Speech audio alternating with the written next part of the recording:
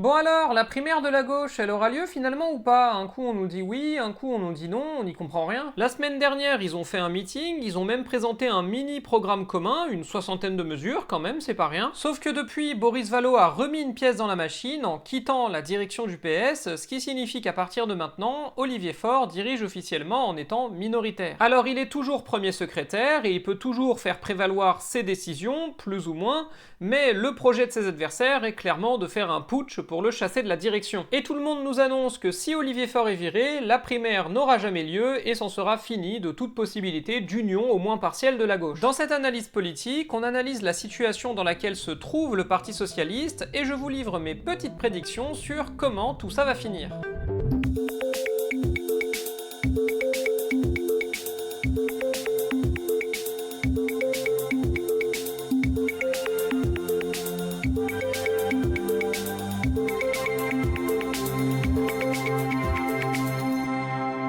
Commençons par borner un peu le périmètre de la primaire. Elle réunit les membres d'une coalition appelée Front Populaire 2027. Cette coalition réunit plusieurs partis politiques de gauche, les écologistes, Debout, L'Après, Génération et plus ou moins le Parti Socialiste. Pour le dire plus clairement, Olivier Faure, le premier secrétaire du Parti Socialiste, soutient officiellement la coalition et participe à ses rendez-vous, mais le parti en tant que tel n'a pas encore voté sur cette participation à la coalition. Donc pour l'instant, le PS est techniquement, on va dire, dans la coalition, mais il n'est pas du tout garanti qu'il y reste jusqu'à l'élection présidentielle. En fait, ça va probablement être du 50-50, de la même manière qu'Olivier Faure a été réélu premier secrétaire du PS à 2 reprises avec à peine plus de 50% des voix, la participation ou non à une primaire se jouera probablement dans un mouchoir de poche. Mais en réalité, pour le PS, la question c'est pas tellement est-ce qu'on fait la primaire ou est-ce qu'on présente une candidature autonome, c'est surtout à quelle coalition est-ce qu'on choisit de s'allier pour l'emporter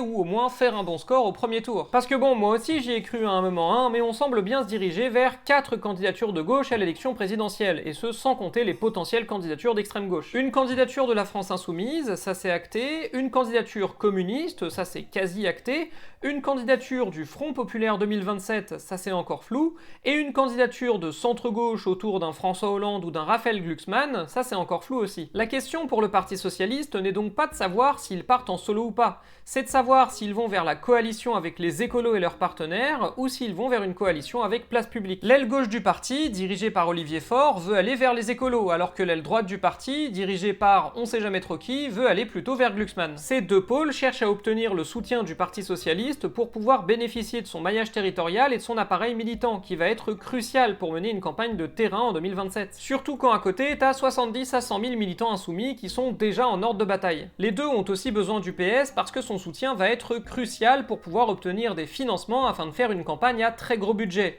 au moins autant que celle que vont faire les insoumis, les macronistes et les lepénistes. Bref, le soutien du PS est important, et il est d'autant plus important que certes ces deux pôles ont besoin du PS, mais le PS a aussi besoin de l'un de ces deux pôles pour exister. Parce que oui, le problème du PS, c'est qu'il n'a aucune incarnation, aucun candidat qui est vraiment populaire dans l'opinion tout en étant bien identifié. Olivier Faure serait potentiellement candidat, mais il n'a aucune chance de remporter la primaire, déjà parce qu'il n'a pas une incroyable éloquence, mais aussi parce qu'il est considéré comme un traître par une bonne partie de l'électorat de gauche. En d'autres termes, le PS aurait les moyens de mener une campagne présidentielle, mais il n'est pas en capacité d'envoyer un candidat crédible. Tandis que les autres partis ont des candidats potentiels à emmener à la campagne présidentielle, mais ils n'ont ni l'infrastructure, ni les moyens financiers pour la mener. Et donc le PS se retrouve dans une situation de faiseur de roi. Soit il soutient la primaire, qui départagera probablement François Ruffin et Marine Tondelier, et il met toute sa force de frappe au profit de celui de ces deux-là qui l'emportera, soit il soutient un candidat de l'aile glucksmano-hollandiste et met sa force de frappe au profit de l'un de ces candidats-là. L'avantage du premier choix, c'est que Ruffin et Tondelier sont déjà assez populaires dans l'opinion et savent faire campagne. L'inconvénient, c'est que le PS aurait alors moins d'influence. L'avantage du second choix, c'est que Vallaud, Glucksmann, Hollande ou encore Cazeneuve seraient beaucoup plus dépendants du Parti Socialiste en cas de victoire, donc son influence serait plus importante. L'inconvénient, et c'est le truc que tous ces gens-là n'ont pas l'air de vouloir voir, c'est qu'ils n'ont quasiment aucune chance de gagner. Raphaël Glucksmann est connu dans le pays, mais il a fait tous les mauvais choix récemment, en droitisant sa ligne et son discours et en allant uniquement chercher des nouveaux alliés sur sa droite. Ce qui fait qu'au final, il va se faire trianguler à la fois sur sa gauche et sur sa droite. Les électeurs de gauche préféreront toujours un Mélenchon ou même une Tondelier ou un Ruffin, et les électeurs de droite préféreront toujours un Philippe ou un Attal. Et ça, c'est sans compter le fait que Glucksmann est pas très bon en campagne. Hollande et Cazeneuve sont probablement meilleurs, mais c'est sans compter le fait qu'ils vont devoir porter le poids du mandat Hollande sur les épaules, et j'ai beaucoup de mal à croire que l'électorat leur fasse de nouveau confiance. Quant à Vallot, il est certes plus éloquent qu'un Glucksmann, et il pourrait séduire des gens plus à gauche qu'un Hollande ou qu'un Cazeneuve, sauf qu'il est quasi inconnu et qu'il a aucune stratégie claire. La matérialisation de tout ce que je viens de vous dire, c'est le fait que la fameuse pétition pour une alternative à la primaire de la gauche lancée par Vallot, Glucksmann et Yannick Jadot n'a même pas réuni 20 000 signatures, alors que pendant ce temps-là, Ruffin en a obtenu 120 000 et Mélenchon est en route pour les 300 000. Oui, parce que pour Glucksmann, c'est déjà un peu trop tard. La fenêtre de tir qu'il avait, c'était quand il était devant Mélenchon dans les sondages. Sauf que maintenant, eh bah, il est derrière. Pas de beaucoup, hein, mais il est derrière. Et le problème, c'est que c'est le mieux placé de son camp. Hollande, quand il est testé, il fait à peine 8%, et Vallot, Jadot et Cazeneuve, ils sont pas testés, mais ils seraient probablement encore en dessous. Rajoutez à ça la dynamique d'une campagne présidentielle qui a peu de chances de leur être favorable, et on se dirige tout droit vers un crash à la Hidalgo. À côté de ça, rejoindre la primaire ferait certes baisser les chances du Parti Socialiste en cas de victoire, mais au moins les chances de victoire seraient un peu plus élevées. Notamment parce que Marine Tondelier et François Ruffin, vu qu'encore une fois c'est les deux favoris, sont quand même bien plus populaires dans l'opinion et chez les gens de gauche que des gens comme Vallot, Cazeneuve ou Olivier Faure. Bon, maintenant que tout ça a été dit, vers quoi on se dirige? Et bah pour moi, il y a deux possibilités. Possibilité numéro 1, Olivier Faure gagne et réussit à faire avaler sa primaire aux adhérents du PS.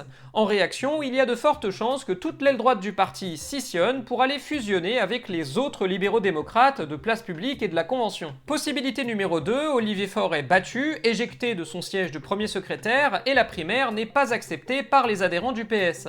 En réaction, il est tout aussi plausible que l'aile gauche du PS scissionne pour aller fusionner avec les autres partis unionistes, notamment les écologistes. Maintenant, je vous donne ma petite théorie conspi. Olivier Faure fait traîner les choses parce qu'il est parfaitement conscient que lui-même n'a aucune chance de remporter la primaire. Et le Parti Socialiste a en réalité bel et bien une personne qui pourrait potentiellement gagner la primaire. Une personne qui est relativement connue dans l'opinion, qui sait faire campagne, qui sait mener un débat et qui saurait ménager l'aile droite du parti.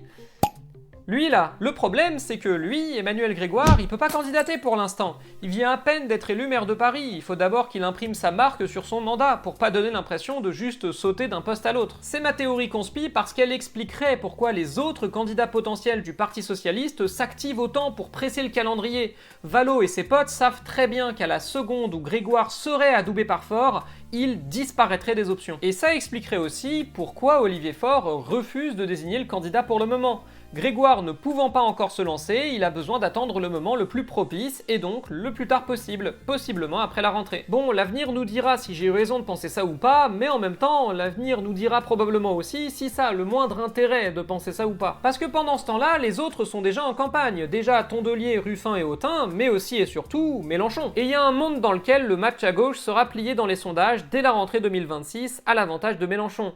Et si c'est le cas, savoir ce que le PS fera ou pas sera relativement accessoire. Sur ce, à la prochaine!